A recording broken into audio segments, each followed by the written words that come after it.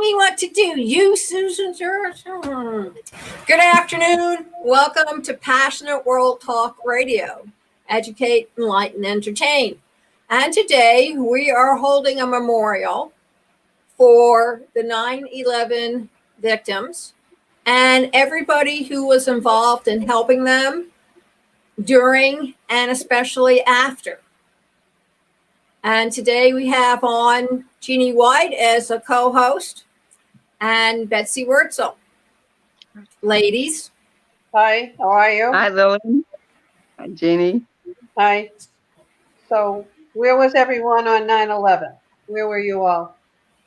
You want me to go? Yeah. I was from Cape Cod on vacation.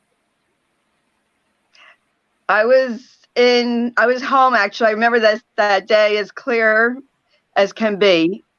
I was getting ready to leave. Matt called me from work. He said, "Did you put on the TV yet?" And I said, "No." He said, "There's been a plane went through, a plane accident, the World Trade Center." So I put the TV on, and then I saw the other plane go through. And I said, "Matt, that's no accident. That's intentional."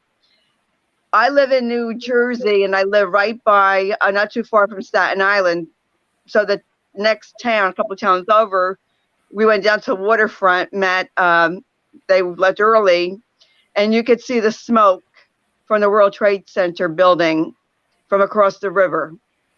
And it was very devastating in the area I live in because a lot of people were killed that were from New Jersey. And it was really frightening.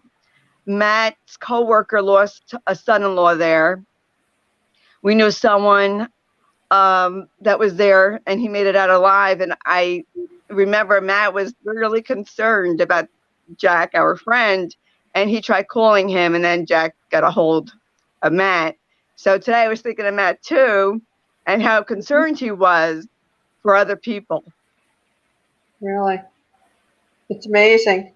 Where were you, Lillian? I was up in Cape Cod vacationing, and we wanted to turn on the news station to find out what the weather was going to be like for the day. So we saw the two planes going right into the World Trade Center. And my past husband, who has since died, said, "Oh my God, it's not a TV drama program. This is really happening." And it was just awful. I mean, I heard from my son, and he decided not to go to work that day. His wife had a friend who worked in that building, saw the planes coming, and decided he wanted to get a better view. So he went up to the roof to take a look at what was happening. So he was wiped out when the plane, of course, went into the tower. And they were upset because they had been married 3 days earlier. They got married on September 8th. And so they decided to postpone their honeymoon. Yeah, right. I was just For a like, while. yeah. And 2 days later, my husband was sent to Japan. And his company says, "We don't care whether you're afraid or not, you're going to get on that plane because we need a rep out there." So he flew to Japan 2 days after the bombings. And I have to give him a lot of credit. He did it, even though I'm sure that he was upset. Good afternoon, Brian. How are you? I am well. How are you? Thank you for the invite. Oh, you're very much welcome. We wanted to welcome anybody and everybody who wanted to say a few words to remember the fallen on 9/11, because like what happened in World War II and the atrocities that took place there in Vietnam and the Korean War, people have a tendency to forget. And this is the kind of thing that needs to be remembered, so it won't be repeated. Agree. Brian, a little bit about yourself. Where were you that day? Well, on that day, and September 11th of 2001, I was in the Central European nation of the Republic, rather, of Georgia, which they recently was just recently part of the Soviet Union until 1989. I was asked to go there with a federal agency to train transparency in publishing, and I was that when it happened was in the morning here in the U.S., but it was 6 o'clock at night in Central Europe. Two of my people that I was there working with came running into the room and said, "You must come, you must come." And we went over and watched everything on CNN worldwide, and watched what was happening. And of course, all of the folks I was working with, these former communists, were so struck by what was happening, and they were all extending their sympathy to me. And I said, "Well, it's not me that your sympathies you should be extending sympathy to. It's the people who were in that building and in those airplanes." Right. Yeah, so that's where I was. And then we watched for the rest of the night. I remember distinctly a British guy and a Danish guy who I'd met there. We were in his apartment, in the British guy's apartment, and we were just watching this. And nobody could understand. Of course, we couldn't. It was as you were in this country at noon that day. Nobody could understand what was happening. It was just such shock and such trauma. But it was the beginning of a new world order, and we're seeing, and it's being manifested today. So, yeah, we should. I hope that we do remember what happened, and I hope we always remember what happened. And it could happen again anywhere. Mm-hmm. But I think we have to be a whole lot more accepting as a nation and as people to ensure that things like this don't happen.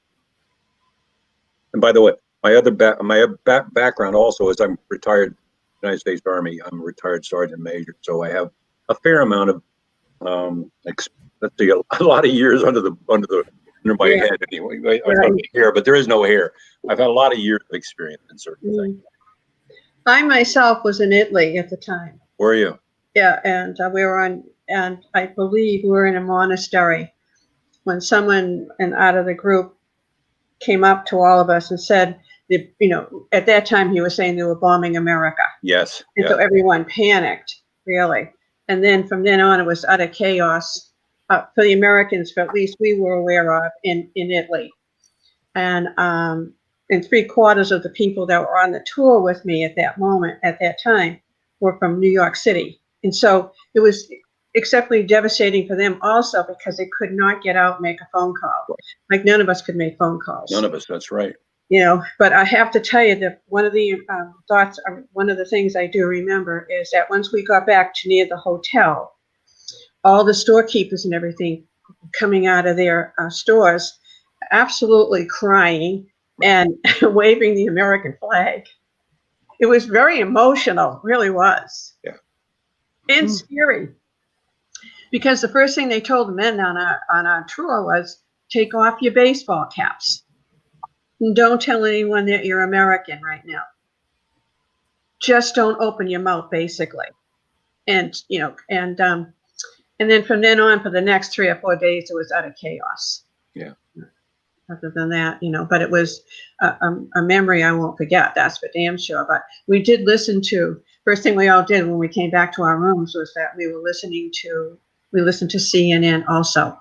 Yeah. Every time we went out, we'd come back home and we'd be back to the rooms and we'd turn on to see what was happening, So it was kind of a strange emotion for me because I felt a little bit detached from it because I was not there, So I had the emotions, but it just didn't seem real for us. But a lot of us all experienced that, saying even the people from New York City said the same thing, that we felt oddly like it was happening someplace else and that was it. It would be like for me, like for us now, looking at something drastic that happened in Europe like 2 days ago.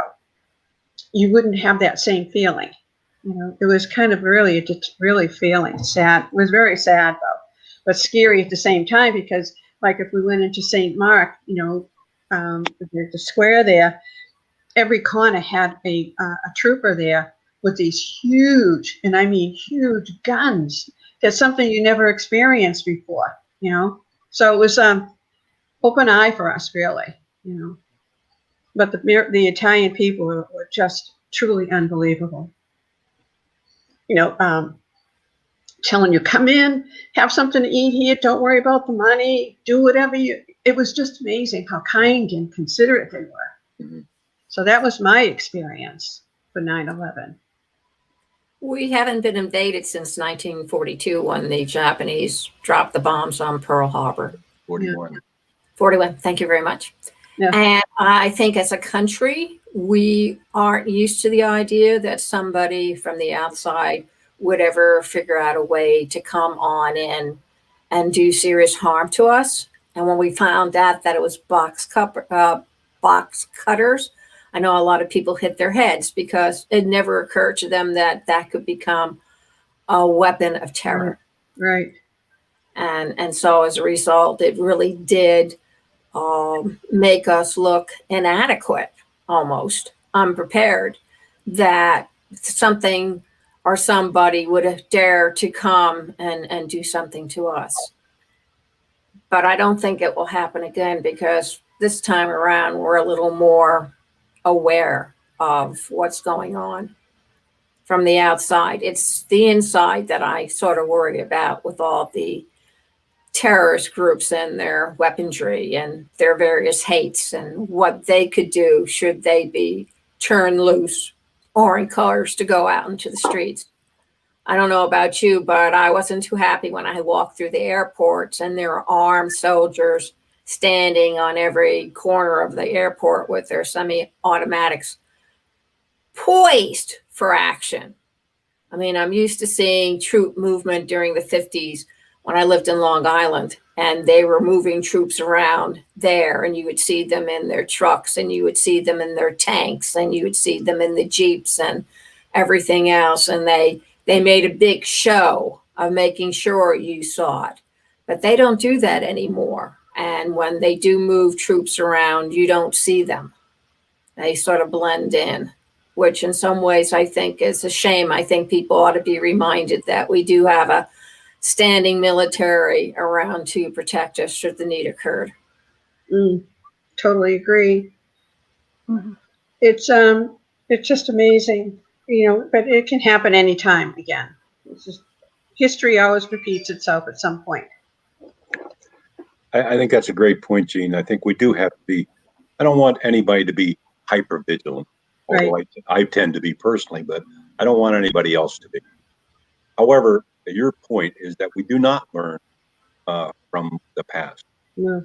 Had we learned from the past, you know, Lillian, you talk about what could happen to us. Look at what's happening to us right now with COVID-19.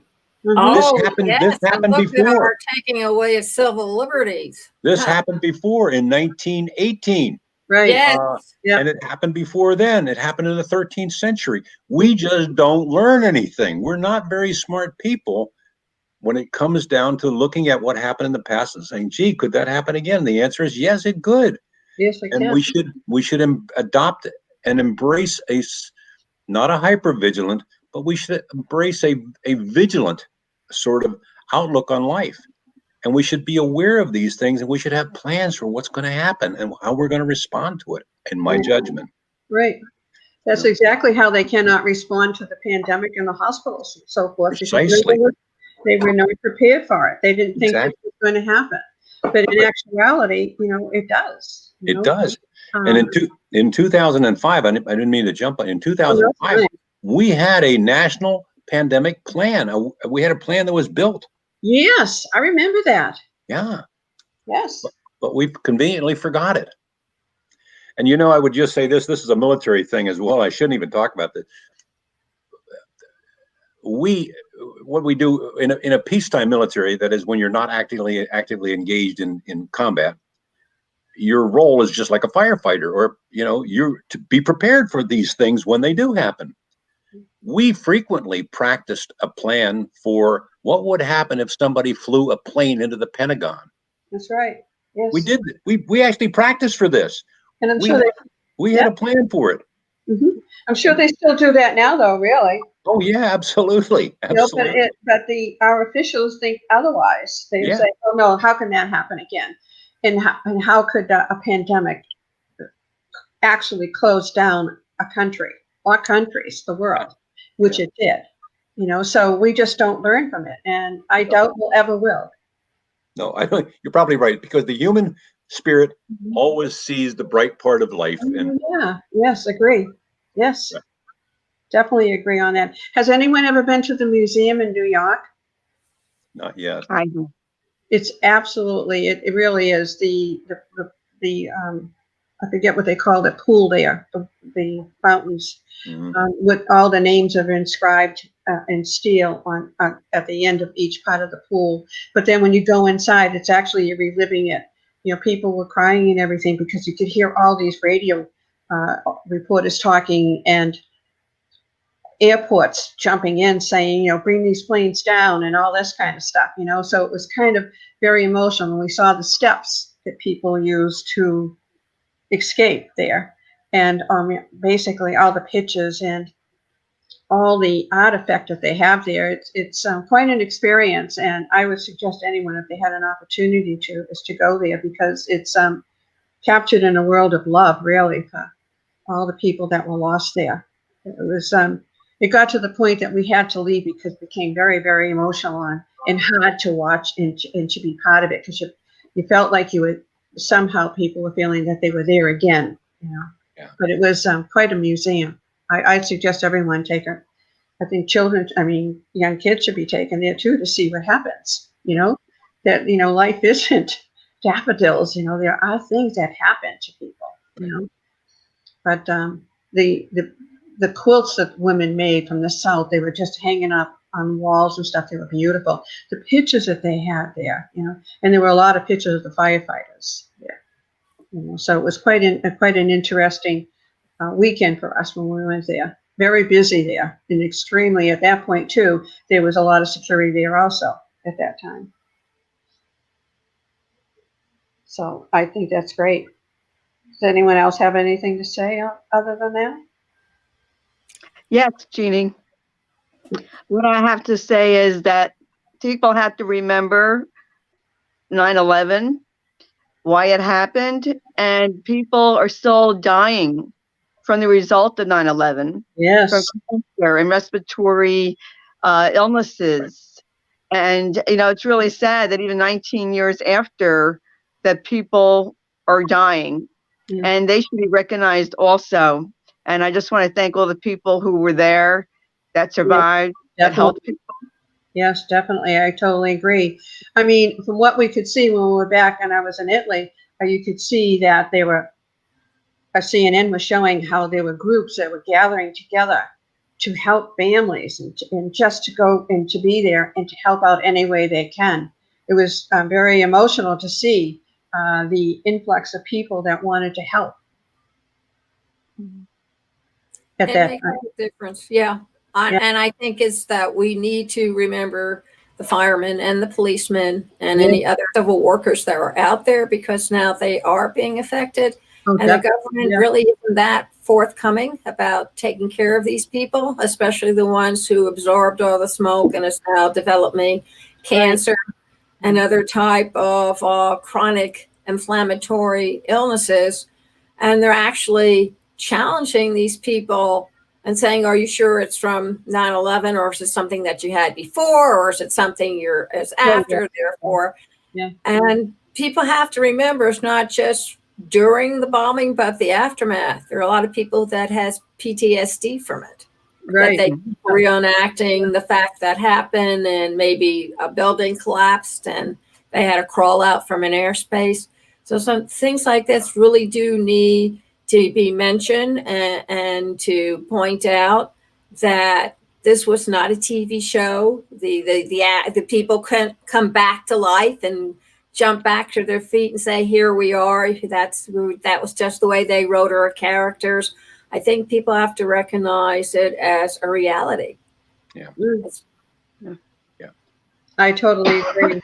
I agree. And I was just amazed. I almost feel like, I don't know, Brian, if you heard this, but because of this pandemic and all the issues that the medical community had with masks and the M3 and face masks, all kinds of equipment.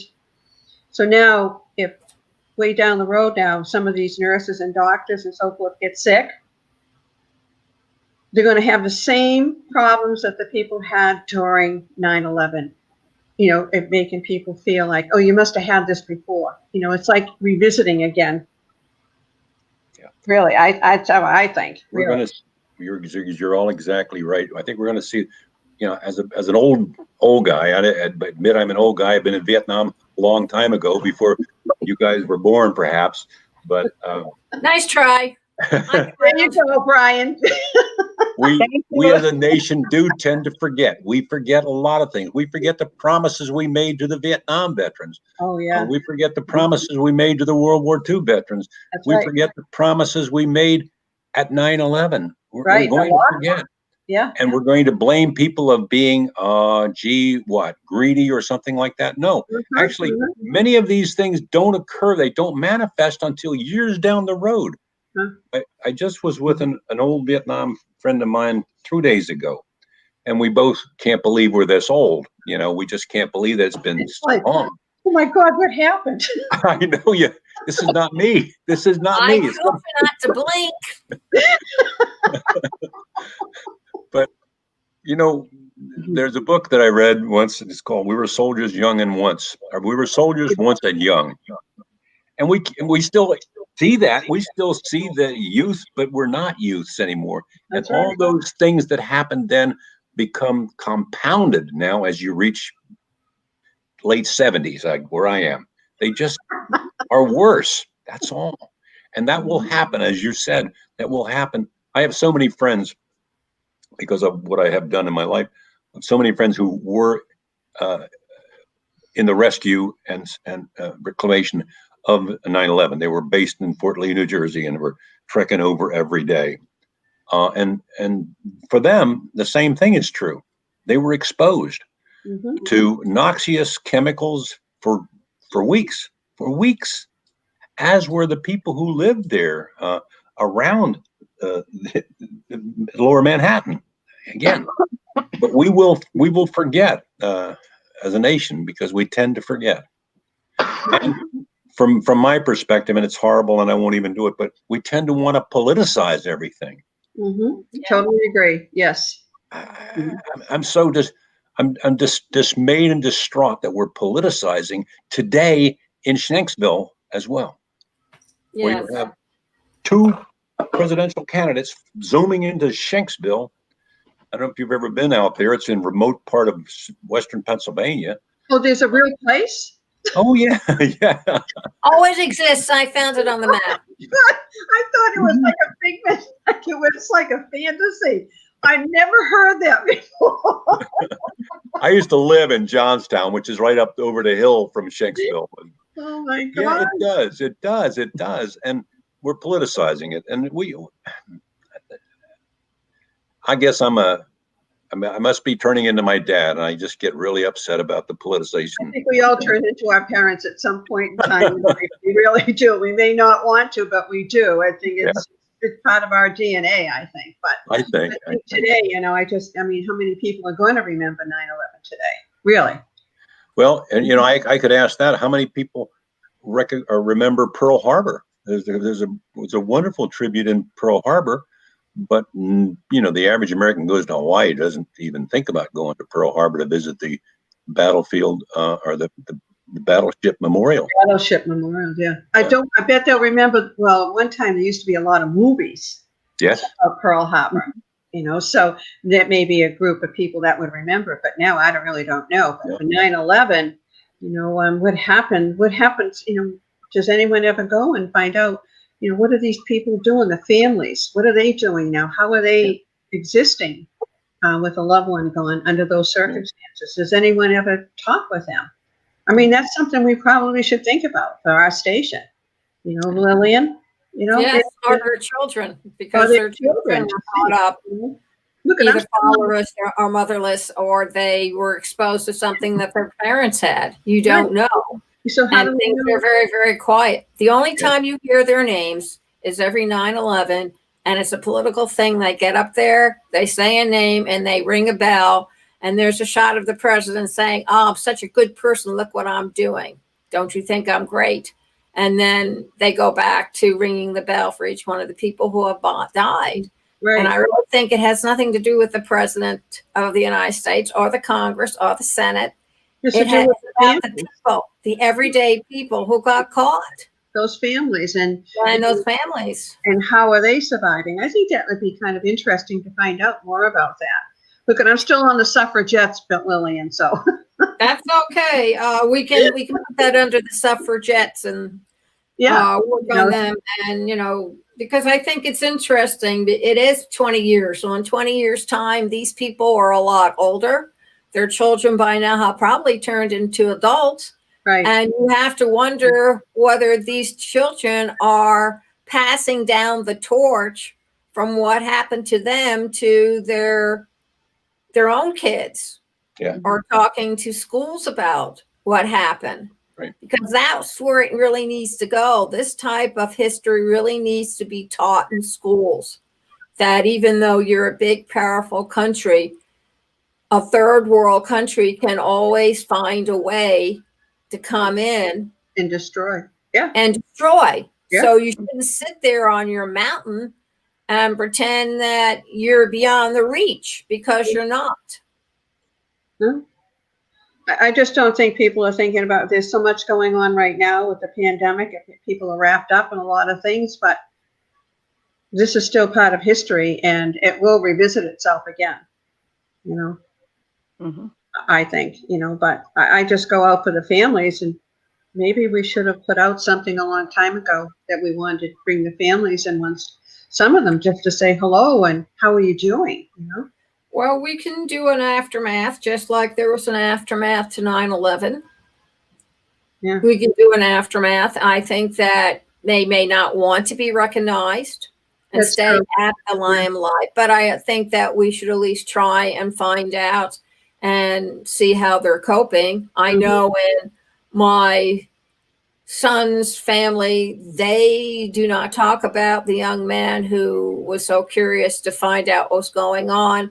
I know they remember him on his birthday. They light a candle and stuff, but I don't know what else they do. And they may have a tradition for honoring their dead. Every culture does. That's true. And don't forget, at one time too, for Labor Day or something, remember there used to be like the 4th of July parades and stuff that, Yeah. and because of the pandemic, that is all dispersed. We don't do that. So there's a lot of things that you tend to forget now even more, So, Yeah. I don't know if there's an easy answer to it, but I think just us, I don't care if it's just the 4 of us talking, this is going to go out to everyone, and everyone's going to hear it and know. Everyone's going to hear it. And I want you to know, Brian, that for 3 months in a row, YouTube has congratulated us for having people on our 2 websites for more than 23 hours straight listening to our programs. Wonderful. Yeah. So that's a good thing. It used to be you'd be hearing more about the 9/11 on television, but has anyone really heard anything about 9/11? Nothing. I was just I going to ask you. haven't seen anything, and I know they used to celebrate it with the symphony. They had it on PBS. Yeah. They had a lot of other programs, but I haven't been on TV this morning, so I don't know. I haven't really heard anything from radio programs. No, doing nothing. anything that I'm aware of. Have you, Betsy? Yes, I haven't turned my TV on, but I know radio stations here in New York definitely were telling stories of what the reporters went through, what they experienced. Yeah. That's good to know, really. I just looked at my other screen. I watch a couple of computer screens all the time. Yeah. And I just wanted to look at my morning paper again. Was there anything in your morning paper on page 1 today about? Let me look. I have my paper right here. I didn't see anything on the Washington Or maybe you're too Post. young, you don't read newspapers anymore. Well, Yes. I get the Washington Post, and I read it, and I usually have news breaking things, but there was nothing news breaking appearing on 9/11 this That's morning. right, yeah. And I Actually, was kind of surprised because that's a pretty big newspaper. Oh, Betsy's holding something up. Yeah, this is can I say the name of the paper? Yeah, course. the Newark Star Ledger. The Star Ledger, Day of Remembrance Altar. Now, I didn't read the article because I didn't have time yet. But they always have Round Zero responder. They have a story. Good. They also, in my Home News Tribune, why New Jersey is part of the 9/11 mystery. Good. A lot of people, as I said earlier, were killed that were from New Jersey. Yes. There's a lot of monuments all over. And it was really frightening. And I wondered, you were talking about Pearl Harbor and remembering Pearl Harbor. Well, I grew up with my dad, who was a World War II vet in the Navy. But when Josh went to school, now my son is 36, they don't really teach history like they used to when we were going to school. There was a small article, I couldn't forget it, of Pearl Harbor, very small article. He didn't know Pearl Harbor. Yeah. He didn't know about the Holocaust. I had to teach him. They don't teach. No. I don't know what they teach these days, but they certainly weren't teaching it when Josh was in school. Yeah, I agree with you. You know, and I'm glad you mentioned that, because in my paper in Lancaster, Pennsylvania, there's a little bleep in the lower part of page 1 that says the virus changes 9/11. That's all it said. Really? But How does it yeah. change it? Well, I mean, we're still isolated. Well, I am. Yeah, Still see, not allowed to have people come into my house. We're still only allowed 10 minutes worth of viewing on the TV Burke's grounds. yeah, And when we go out, we have to go through disinfecting whatever. By the time we're finished with the showers and the cleaning our hands and getting rid of the plastic and washing all the articles you buy at the supermarket and putting your gloves in the washing machine, putting your mask in the washing machine, putting yourself in the washing machine. there you go. Like my newspaper has here, well, the Boston Globe says U.S. remembers 9/11 as pandemic changes. there you go. Right. Again, is that a cop-out or what? Yeah. It is a cop-out because Yeah. yes, the pandemic is here. We're all existing. We're all watching the news. Right. We're all listening to the radio. So what does the pandemic have to do with the tradition Well, of the thing is, maybe they should put out the flag the way they put out the flag when the towers were struck. Everybody put out a USA flag, every single person in this country. And So- you don't even see that, Right. So at which any I think is sad. I agree. So now the pandemic is going to be in forefront for everyone, except if there's anything else going on. Well, you know what, folks? It's the pandemic only, really, when you think about it. What do you think, Brian? Well, another part of my life, I used to train emergency preparedness. And I would remind people that even though it can be the worst thing in the world, like it could be a tsunami and then the eradication of a nuclear plant, regular life goes on. People have babies. That's right. People get sick. So there's a whole lot of what we used to call what we still call it, the cascading events. We have to attend to the everyday part of life. Yeah. When tornadoes come through the South, regular things happen. Right. People cut themselves cutting a salad or something like that, and and people make babies and all sorts of things like that. So we have to be prepared for lots of things. Right. And Yep. curiously, September 11th of 2001 reactivated the National Incident Management System, which we now embrace, and we're supposed to in every part of this country, to respond to any critical incident. And the pandemic is a critical incident. It's identified as one of the 13 national planning scenarios. But we didn't have a concentrated response mechanism until September 11, 2001. You do remember that right after that, the president installed a guy named Tom Ridge as the first Secretary of Homeland Security, which didn't exist then either. Tom Ridge was a former Marine, and And Tom Ridge instituted what we in the military. There's another Marine who just joined us. Hi, Bob. Oh, hi, Bob. How are you? Hello, hello, hello. I finally found him. I'm sorry, Bob. I wasn't paying attention. My apologies. You got a lot. You got a lot to do there. You got a lot of balls in the air. No worries. I'm glad you're joining us. So Well, Tom thank you, Ridge reached out to his military training and brought in the operational procedures that those of us in the military have used for a long time. Mm-hmm. And firefighters have used it for a long time in the West, in the wildland fires. So that's when we started doing all of this in 2000, and as a result of September 11, 2001, because we had a failed response in New York, frankly. Yeah, very failed. True. Yeah. Mm-hmm. Bob, do you have anything to talk about what you were doing on 9/11? Or? Well, it's hard to believe. I mean, I think for some of us, maybe we remember what happened, where we were when we heard about the Kennedy assassination. But I think 9/11 made veterans out of everybody.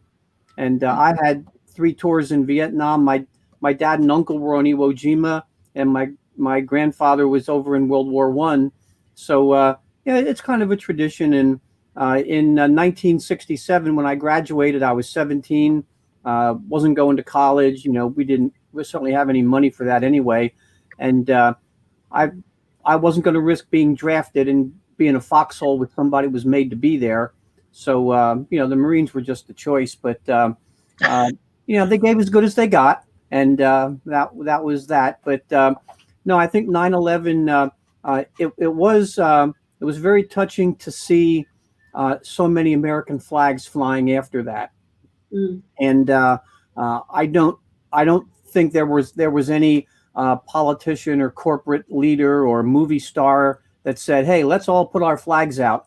I think it just happened very serendipitously, and people did it because it was unity. And I've always thought that politics stopped at the water's edge, and no matter who's in the White House, if you don't respect the person, you still respect the institution and the position. And I was down last year before all this happened.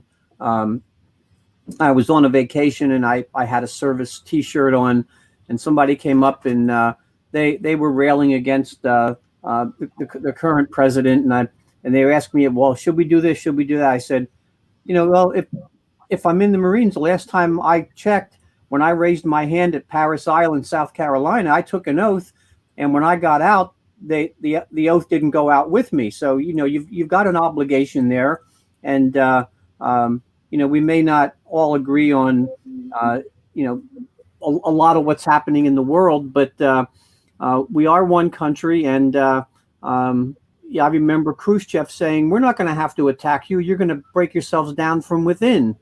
And people need to pay attention to that kind of thinking, because it's true. Yes, it is. Agree with you, Bob. Yes.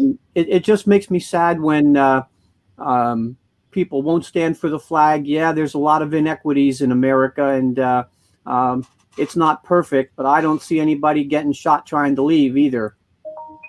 Mm-hmm. Exactly. Exactly.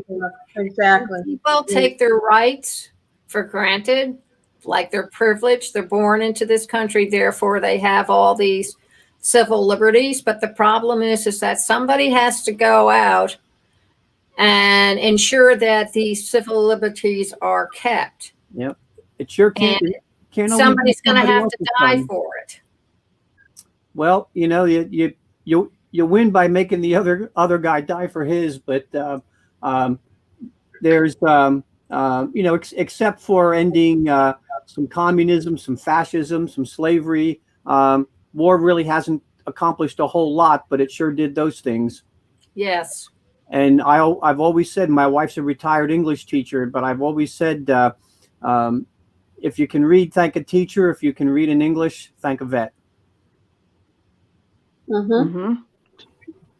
Because they're giving their lives for something that they truly believe in. Well, at least they're willing to willing to put their hand on the anvil for it, because not everybody that puts on a uniform, in fact, a very small portion of people that put on a uniform ever get the, if I can use the word strangely, never get the privilege of combat. But it takes 7 people to keep 1 Marine in the field for a day. I mean, it's a big institution, but I think we need to. It's constant vigilance out there, and there's enemies foreign and domestic, and we even some of my Vietnam buddies that the few that we have living still, we disagree dramatically on many things, but it still comes down to it's our country, and we took an oath, and nobody relieved us of that oath when we got out. I mean, we always say that we're former active duty, temporarily unassigned. My grandfather served in World War I and World War II. He was provost marshal of the Philippines, but he was also head security for the Manhattan Project. Good heavens. And he died drowning in his lungs from getting bullets received in World War I and World War II. He was a big guy. It was hard to miss. He was over 6'6", so all they had to do was raise their gun, and they would find some part of his body to pierce. Well, he was a self-made man. He went in as a grunt, and he landed up as a lieutenant colonel. So, well, yeah, that's a real accomplishment. I just think that 9/11 it made veterans out of everybody. I remember when who was it? Alexander Haig got on, because obviously the president was in the air, the vice president was somewhere else, and Alexander Haig got on the TV and said, "Don't worry, I'm in charge. We have our hand on," and people were railing against him for that. Well, that's exactly what we needed, was somebody to, quote, be in charge. Yeah. So That's just like what happened in New York, in charge. Yeah. When there was no one out. I forget the gentleman that became the face of New York. Do you remember him, who took over everything? Was that Rudy Giuliani? Yes. Yeah. I think so. Yes. And he came in and he took over because no one else was going to stand up. So it's the same thing, you were just talking about that, At that moment, somebody had to be in charge because the president wasn't there, And so people get very indignant. I don't know if they really understand. Well, sometimes I think we get so myopic in our thinking, so small-minded, that we lose sight of the fact that some very fundamentals, we're all Americans. We all have an obligation. We've all have some kind of unifying factor that unifies us all. It might not even be the same religion, the same politics, the same language, but darn it, it's the same country. And, if you don't think like that, I don't know what to tell you. I mean, you can stay here, but this is your country. I mean, you got to have a foundation somewhere in your life. You have to have some element, some focus, some North Star to steer you by. And if you don't have any, I mean, geez, I feel sorry for you. I think we're the only nation that doesn't make it mandatory for kids to serve at least 2 years in service to their country. Well, we're not the only one, but we are one of them. Okay, there's very few. And I really think it's a good idea to have kids, 16, 17, serve their country and learn what patriotism is and learn what they need to contribute to keep making their country free and great. Yeah, I don't think it has to be military service, because not everybody fit for that as well. I mean, look what happened when they opened it up to females so much.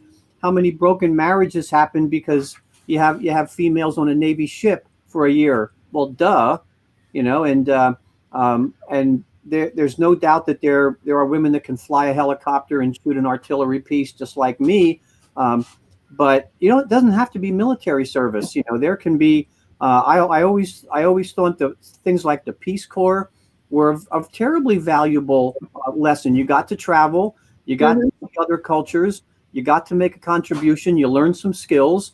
It doesn't have to be military, but there should be some. I've often thought that even with my own children, I wish they would have gone in the military first. They didn't. They went to college, but I would have had no problem with them taking a year off after high school and for the same amount of money for a year's tuition at Penn State. Hey, travel, go take odd jobs, learn another language, see how other people have to pee and poop wherever they live, and, get out there, break your mold a little bit and learn. Life begins at the end of your comfort zone. Agree. Yeah, I agree. And I really think that it's important that people who are living in a country need to understand how to live within their country and what is necessary for their country to survive. And they should be a part of whatever it takes to keep their country united and to move forward. Even with the COVID thing, it can be done. It just means that you have to spend a little time being involved with it. Yeah. I manage a cancer center, a small cancer center, and I got to tell you, we've been very concerned, because if our staff gets contaminated or gets infected, people aren't going to get cancer care. So back in March, we adopted the policy: treat everybody like they have Ebola. We're gowned, we're gloved. There's no visitors. Anybody has a delivery, they drop it off outside the back door. And I felt sorry for the cancer patients, because if we called out to all of them, one way or another. Don't travel. If you need something, let us know. We'll get it for you. But their support people couldn't come in with them, and we're still down to that. We've allowed them to bring one person in, but we had about 20 chairs in the infusion room. We had to cut that in half to give spatial accommodations. So we're still living like that, and it's you just have to adapt. And if it's one thing Americans have been able to do, it's adapt to, you want to throw us a curveball, we'll wait on it and hit it later. We'll see. You don't have to show it to us twice. So I think we just need that kind of unifying concept again.